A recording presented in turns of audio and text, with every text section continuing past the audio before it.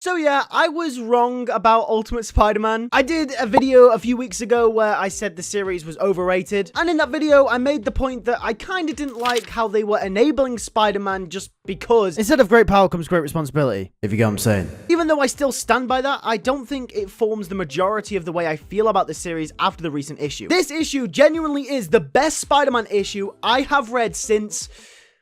when was Kraven's Last Hunt? There are so many reasons I could praise this issue in this video, but I'm going to tackle the major talking points and why I'm 100% certain they're going to pull a massive twist regarding the whole responsibility aspect of the character. But I'm going to discuss that towards the end of the video. First, let's talk about that opening. The book opens up once again with Peter's family, kind of the same to how the first two issues did as well. Now, in the first two issues, I didn't really feel much. Yeah, it's Peter's family, but it wasn't anything too special. They felt like a normal family, which is fine, but I want to dig a little deeper, and that's what the start of issue 3 does, especially with Peter and May. There is a whole interaction between the four of them, which really shows how cohesive they are as a family. Through the witty banter MJ has with Peter and how she bounces it off their kids is absolutely brilliant. It gives us a lot of personality from these characters, and you really love to see it. This then leads us on to an array of scenes with May and Peter, which we'll get into in just 1 second. Now, my only gripe with the series so far comes in this scene, and that's the fact that we haven't seen more of MJ. Come on, guys, we need more of Mary Jane Watson.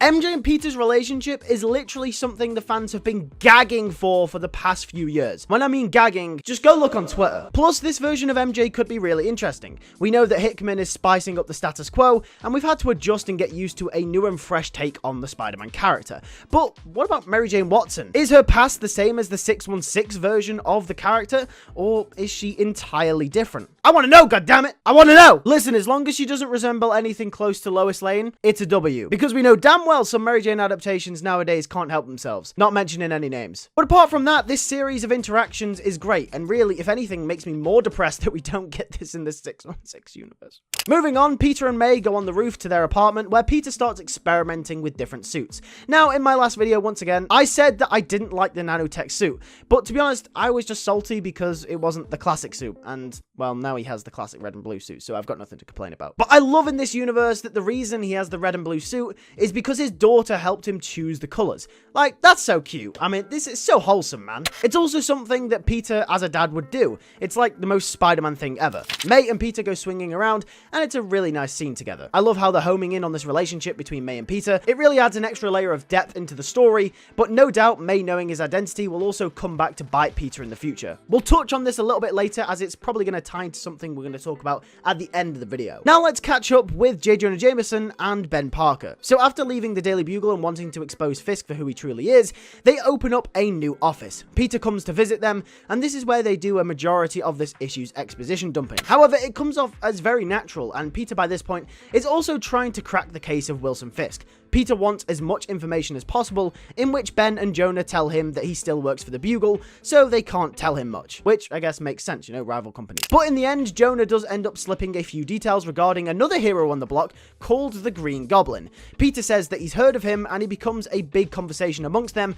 as to whether he means well or not. This is obviously foreshadowing the eventual downfall and decline of the Green Goblin into villainy, which will probably come later on in the series. My god, I am so hyped for that. I can't wait to see Spider-Man go up against the Green Goblin. We then cut to a scene where Peter is waiting to stake out Fisk to see if he can catch him or the people he works with in the act. And this is where we get some classic Spider-Man inner monologue, and I love this from Hickman. Hickman in this sequence of panels really shows why he is the right man for this job, because he writes Spider-Man so well here. Like, if this isn't what Spider-Man would say to himself, I don't know what is. And by the way, just to pull it back a second, I'm actually going to compliment Zeb Wells here, but Zeb Wells actually is really good at this as well. We've actually got an array of writers writing Spider-Man at the moment, including Jonathan Hickman, Zeb Wells, and Greg Weisman writing the Spectacular Spider-Man comic book, that are all really good at that inner monologue, inner narration part of Spider-Man and his dialogue.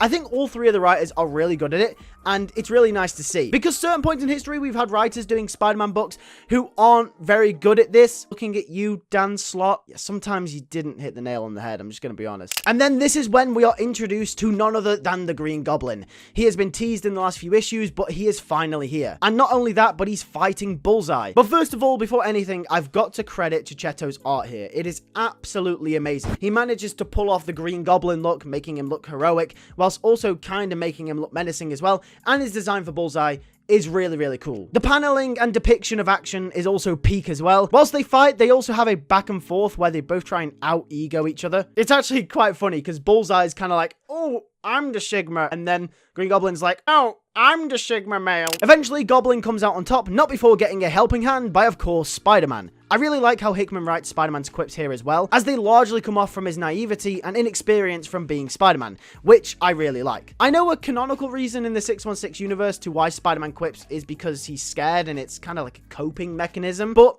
I kind of prefer the way they do it in Ultimate Spider-Man, because it's kind of like he's never been in this situation before, and it makes him seem really inexperienced. The way I kind of view it is when your grandma tries to use Facebook for the first time. That's kind of how Peter feels in this situation. Either way, the Green Goblin and Peter get talking when the Goblin deactivates his suit, revealing Peter's face. That's when the Goblin also pulls back his mask to reveal none other than Harry Osborn. I know we all knew this and we saw it coming, but this is such a cool reveal. Like, I was genuinely smiling ear to ear like a kid on Christmas opening his first present. I was that excited. Harry suggests to Peter that they get a drink and talk things over, and then the issue draws to a close. So there are two things to take away here. Number one, this is how Harry and Peter will become friends in this universe. Not only will this spring a deep friendship between the two, we've also seen in an upcoming issue, Peter, MJ, Harry, and Gwen Stacy, I know, Gwen Stacy, go on a double date together. But this also means that when Harry does eventually turn, it's going to be deeply rooted in his relationship that he has with Peter,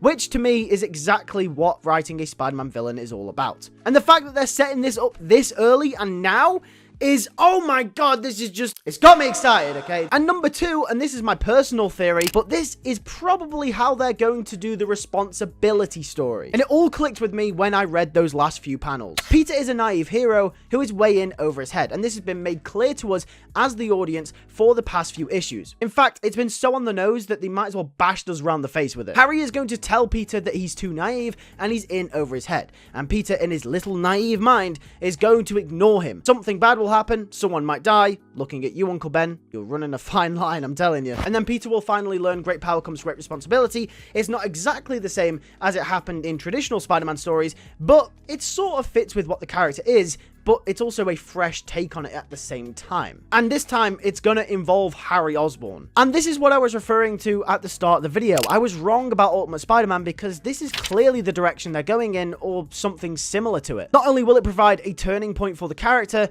but it will be the catalyst of the conflict which will pit Harry against Peter in the coming year or so. I can't wait, it's gonna be absolutely awesome. Let me know what you think in the comment section down below. I wanna hear all your thoughts. What do you think about issue 3? Also, make sure to subscribe. We're so close to 30,000 subscribers. Let's hit that milestone. I know we can do it. Thanks for watching. I'll catch you guys in the next one. Take care and peace.